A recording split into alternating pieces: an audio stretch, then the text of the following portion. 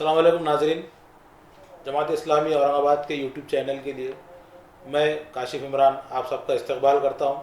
आज के हमारे गुफ्तगू में हमारे साथ मौजूद हैं जाने माने माहिर नफ्सियात डॉक्टर लईकुर रहमान साहब, जो बड़े समाजी खिदमतगार भी हैं, तालीमी खिदमतगार भी हैं और नफ्सियात में बड़े माहिर हैं और डिप्रेशन, मायूसी और दारू मुक्ति के कई कैंप्स आप इससे पहले ले चुके हैं। डॉक्टर साहब अस्सलाम वालेकुम रहमतुल्लाहि व बरकातहू। आपका इस्तकबाल करता हूँ। आज का हमारी गुफ्तगू का उन्वान है ख़ुदकशी, जिसके असबाब और उसकी तदाबीर इलाज की। आपसे ये सवाल करने से पहले मैं ये बता दूं हमारे व्यूअर्स के लिए भी कि ख़ुदकशी फ़िलहाल दौर हाजिर में बहुत ज़्यादा तनासुब उसका बढ़ चुका है। भारत में महाराष्ट्र में सबसे पहला नंबर आता है महाराष्ट्र का ख़ुदकशी के तनासुब में। सबसे ज़्यादा ख़ुदकशियाँ भारत में महाराष्ट्र में होती हैं, किसानों में, तलबा में और मुख्तलिफ़ वजूहात से, और बहुत से अच्छे खासे घर गृहस्थी करने वाले लोग भी ख़ुदकशी कर बैठते हैं। डॉक्टर साहब, आपसे एक सवाल ये है कि ख़ुदकशी के क्या वजूहात हो सकते हैं? देखिए, आपने जो पस मंज़र पेश किया है इस गुफ्तगू का, वो यही है कि आजकल जो है तो ख़ुदकशी का रुझान बढ़ता जा रहा है। ये बात सही है। ये देखने में आया है कि जो पिछले साल जो है तकरीबन 8 लाख लोगों ने पूरे दुनिया में ख़ुदकशी की है, जो पिछले 5 सालों के मुकाबले में ज़्यादा है। तो ये बात तो बिल्कुल सही है। हो सकता है इसकी एक वजह ये भी हो कि आबादी बढ़ रही है, उस एतबार से ख़ुदकशी के वाक़यात भी बढ़ रहे हैं। लेकिन जो शरह होती है, जिसको हम परसेंटेज कहते हैं, वो भी जो है तो इसमें बढ़ रहा है। तो ये बात सही, हर साल बढ़ता जा रहा है जी। अब इसकी क्या वजूहात हैं? तो इसकी वजूहात अलग अलग हो सकती हैं। अलग अलग उम्र में इसकी वजूहात अलग अलग होती हैं। जैसे हम देखते हैं कि लड़कपन में और नौजवानी में जो बच्चे पढ़ाई करते हैं और अपने करियर में मसरूफ़ होते हैं, उनमें यह होता है कि कभी कभी किसी इम्तिहान में नाकामी की वजह से, या जो मकसद से वो जो इम्तिहान देते हैं वो मकसद पूरा ना होने की वजह से कुछ बच्चे एक किस्म की मायूसी का शिकार हो जाते हैं, या उनको लगता है कि जो तवक्कुआत उनके घर वालों ने उनसे वाबस्ता की थी वो उस पर पूरा नहीं उतर पाए हैं, या वो ख़ुद अपने आप को कमतर महसूस करते हैं और ऐसी हालत में जो है तो वो उजलत में ख़ुदकशी कर लेते हैं। एक तो ये वजह हो सकती है। दूसरी, हम ये देखते हैं कि कई मरतबा करियर में नाकामी के बाद भी बच्चे ख़ुदकशी करते हैं। दूसरा, इश्क में नाकामी भी एक वजह इस उम्र में हो सकती है। इसके अलावा अब आगे अगर हम बढ़ेंगे तो हम ये देखते हैं कि जो शादीशुदा जो अफराद होते हैं उनमें जो है तो जो अज़दवाजी परेशानियां होती हैं, घरेलू झगड़े होते हैं, उसकी वजह से भी कुछ लोग ख़ुदकशी करते हैं। दूसरा, तलाक़ और सेपरेशन, अलहदगी, उसके बाद भी कुछ लोग जो है तो मायूस होकर, परेशान होकर ख़ुदकशी कर लेते हैं। दूसरी बात यह है कि कुछ अमराज ऐसे होते हैं जिनमें लोग इसके ख़ुदकशी के रुझानात बढ़ जाते हैं। जैसे दिमागी अमराज है, डिप्रेशन है, या दिमागी खलल, या जिसको हम पागलपन कह सकते हैं। इन अमराज में ये ख़ुदकशी के इम्कानात बढ़ जाते हैं। सबसे ज़्यादा ख़ुदकशी के इम्कानात डिप्रेशन या मायूसी में होते हैं, मायूसी की वजह से। मायूसी। दूसरी बात यह है कि वो अफराद जो मुख्तलिफ़ किस्म के नशे करते हैं, उनमें भी ख़ुदकशी के जो शरह है वो आम लोगों के मुकाबले में काफ़ी हद तक ज़्यादा होती है। इसके बाद अगर हम आगे बढ़ें तो बुढ़ापे में ज़ाहिर है कि बुढ़ापा ख़ुद एक मर्ज़ है, और बुढ़ापे में लोगों को कई किस्म के दिमागी और जिस्मानी अमराज हो जाते हैं। कुछ लोग नाइलाज जिस्मानी अमराज में मुब्तला हो जाते हैं, जैसा कि कैंसर है या HIV एड्स है, जिसमें तकालीफ भी होती है उनको। तो इस तकलीफ़ की बिना पर, और चूँकि वो महसूस करते हैं कि वो एक किस्म का बोझ बन गए हैं अपने घर वालों पर, तो उस हालत में भी वो लोग ख़ुदकशी करते हैं। तो ये है। दूसरा, एक बात ये देखने में आई है कि ऐसे अफराद जो समाज से कट जाते हैं, जैसे वो अफराद जो शादीशुदा नहीं होते हैं, सिंगल्स होते हैं, या सेपरेटेड होते हैं, या जो डिवोर्स हुए रहते हैं, या जिनको फैमिली सपोर्ट और सोशल सपोर्ट नहीं मिलता है, मतलब हम जिसको हम समाजी अलग या सोशल आइसोलेशन कह सकते हैं, उसमें भी जो है तो ख़ुदकशी के इम्कानात बढ़ जाते हैं। तन्हाई। इसीलिए कहा जाता है कि आपको जो है तो समाज के साथ, लोगों के साथ मिलकर रहना है, इसी जुड़ कर रहना है। ये जो बात है। اس کے تو اثرات بہت برے پڑتے ہوں گے، جیسے پیرنٹس میں وغیرہ آپ نے دیکھا ہوگا کہ نوجوان کرتے ہیں تو پیرنٹس پر اثرات پڑتے ہیں، شادی شدہ لوگ کریں تو ان کے بچوں پر پڑتے ہیں، تو اور کیا مطلب برے اثرات پڑتے ہیں معاشرے پر، سماج پر خودکشی کرنے کے بعد لوگوں پر؟ جی اثرات تو میں بتانا چاہوں گا، لیکن میں نے کچھ وجوہات اور بتانا بھول گیا تھا جو میں آپ کو بتاتا ہوں۔ ایک ہم دیکھتے ہیں کہ ایک قسم کا سوسائڈ وہ بھی ہوتا ہے جس کو الٹروسٹک سوسائڈ کہتے ہیں۔ الٹروسٹک سوسائڈ میں کوئی فرد اپنی کمیونٹی کے فائدے کے لیے یا اس کے لیے جو ہے تو اپنی خود کی جان دے دیتا ہے۔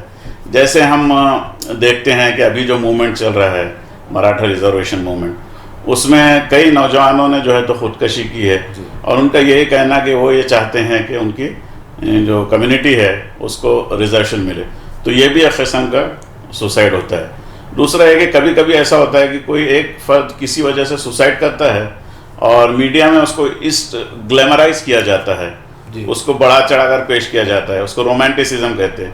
اس کی وجہ سے بھی جو ہے تو دوسرے لوگوں میں بھی ایک قسم کا اس کا رجحان پیدا ہوتا ہے، اس کو کاپی کیٹ سوسائڈ کہا جاتا ہے۔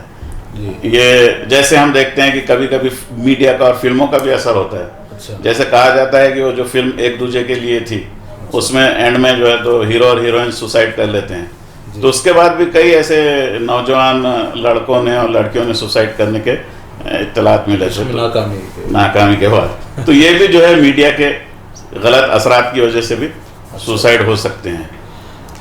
اثرات کے بارے میں اثرات کیا ہوتے ہیں؟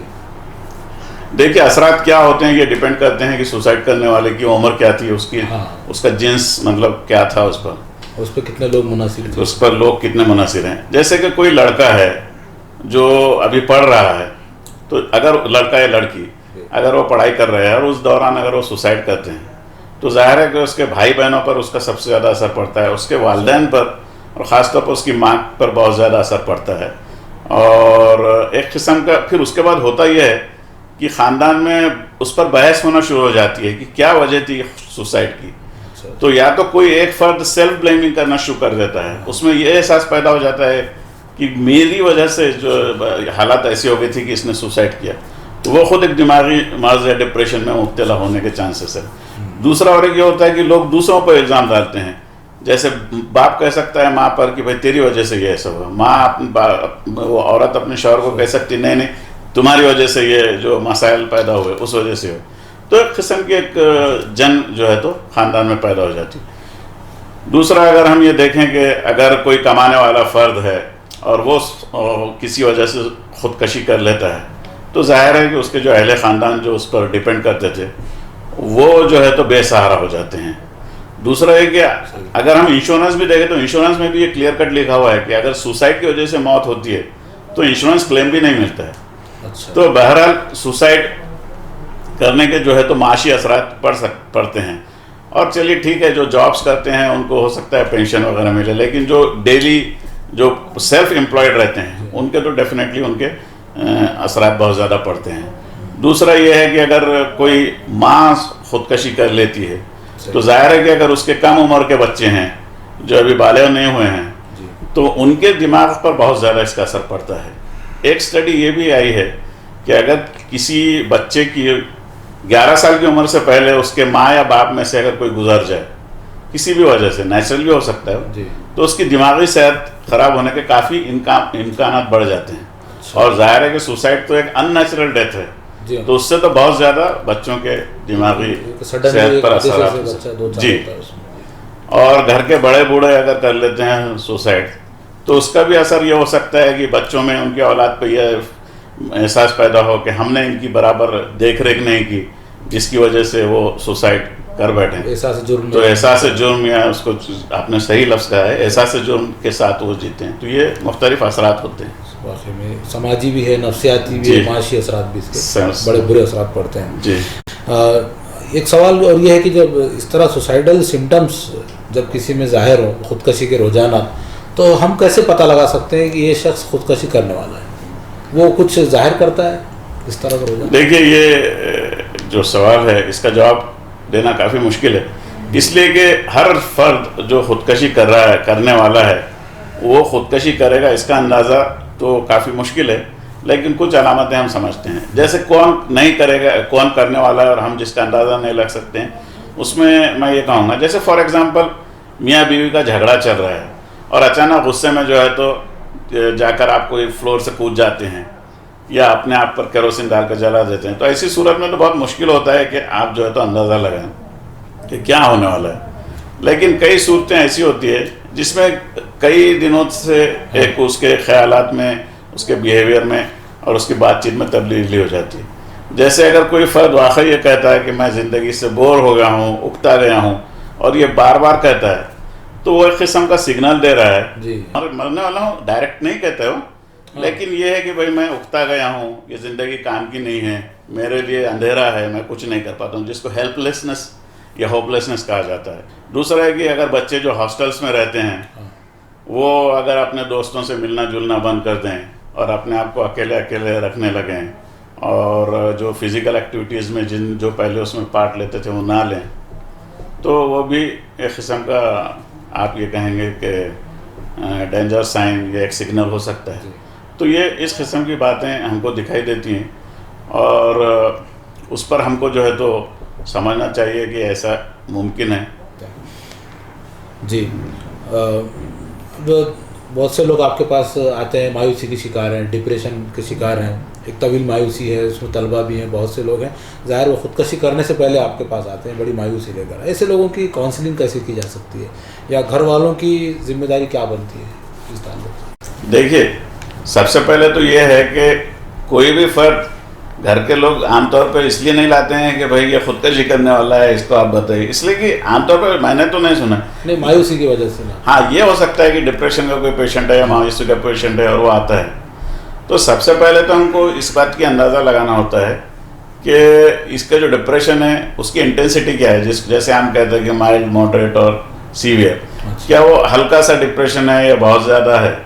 اگر وہ ہلکا سا ہے تو بات چیت کر کے اور کچھ میڈیسنس وغیرہ دے کر بھی پیشنٹ کو اچھا کیا جا سکتا ہے.